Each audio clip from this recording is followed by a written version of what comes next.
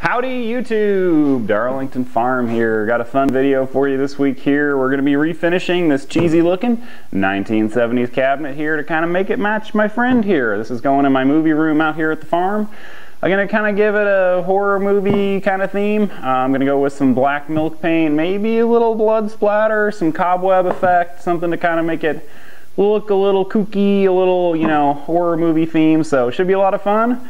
Let's get going here. What does my little friend here think? Yeah, let's get going. So let's get to work.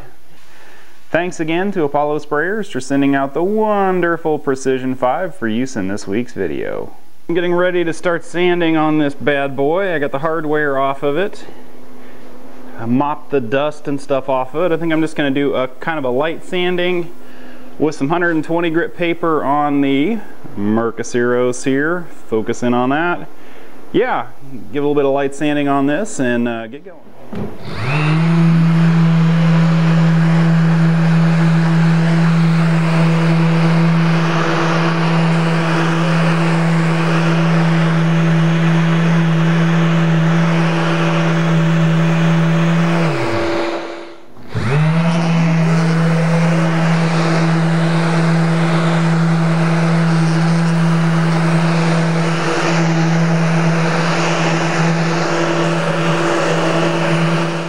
So I still have a lot of hand sanding to do on this, and so for that I absolutely love this Festool Granat paper. As you can see, it's got a foam back, and I prefer 320 because you can kind of do your rough sanding and rough hand sanding and your fine finishing sanding all with one paper, because this stuff's kind of expensive. I think this roll was $50–60, something like that.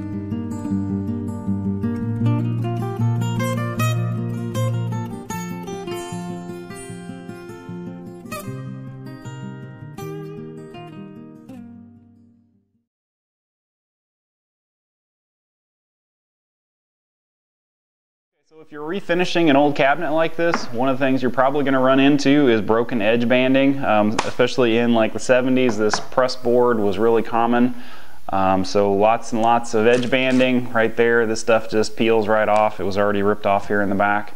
Replacing this and repairing it is really quite simple. What you will need is this is glue-on edge banding. This just happens to be birch. You can use just a regular clothes iron. I just happen to have this edge banding iron. What you need to do is remove the old, get a nice clean surface there, and cut a piece of this that matches, matches where you want to put it, and then just glue it on. It's really simple. Alright, what I'm doing here is I'm just heating this up with the iron to get the glue to melt, and sliding this utility knife underneath there. So just pop it loose. And you want to have a good pair of gloves for this because this is hot and sharp. Okay, now what I'm going to do is just go ahead and kind of eyeball this and just use a pair of wire cutters. They make some really expensive cutters for just for this, but I find that just a pair of dikes works just as well. Now we're going to heat up the iron and just glue this back on here. Alright, now this is pretty simple to put on here. You just kind of have to get it close to get it started. Then just come along with your iron here. Now I have some funk on this, so it's leaving marks on there, but it's normally not a big deal. And you just heat this sucker up until it sticks back on. Ow! Okay, so yeah, it's a good idea to wear gloves with these because they get really damn hot, and I just burnt the crap out of my finger.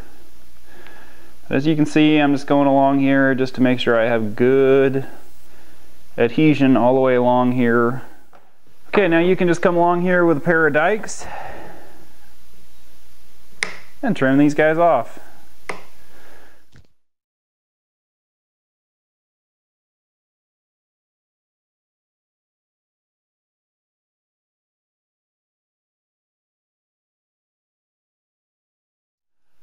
Need caffeine. Java, Java, Java, Java, Java, Java. Need coffee. 1, 2, 3. 1, 2, 3. All right, so